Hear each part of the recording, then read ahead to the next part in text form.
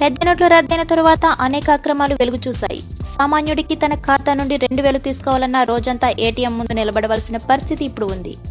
అయితే కొంతమంది బడా వ్యాపారవేత్తల వద్ద దొరికిన బ్లాక్ మనీలో కోట్లకు కోట్లు కొత్త కరెన్సీ ఎలా వస్తుందో ఎవరికీ అందుచిక్కడం లేదు.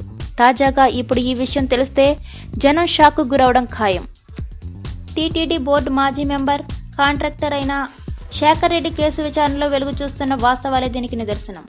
శేఖర్ రెడ్డి ఇంట్లో పట్టుబడ్డ 132 కోట్లు, 177 కిలోల బంగారం, 34 కోట్ల కొత్త కరెన్సీని ఇటీవల ఐటీ, ఈడీ అధికారులు స్వాధీనం చేసుకున్న సంగతి తెలిసిందే. కేంద్రం ఎన్నో నిబంధనలు, ఇంత సొమ్ము ఒక్కడికే ఎలా సొంతమైందని అంతా షాక్ అయ్యారు. అయితే ఆ సొమ్మంతా కరెన్సీ ప్రింటింగ్ ప్రెస్ల నుండి నేరుగా శేఖర్ రెడ్డి ఇంటికి చేరిపోతున్నట్టు తెలుస్తోంది.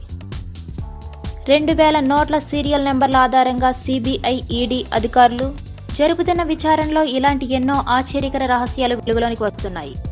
ఎస్బీఐకి చేరాల్సిన కొత్త కరెన్సీ నేరుగా శేఖర్ రెడ్డికి చేరిపోతుందట. ఈ పాపంలో ఏపీ, తెలంగాణలకు చెందిన 10 మంది బ్యాంక్ అధికారుల హస్తం ఉన్నట్లు సమాచారం. బ్యాంక్ అధికారులను త్వరలోనే అరెస్ట్ చేసే అవకాశం కనిపిస్తుంది.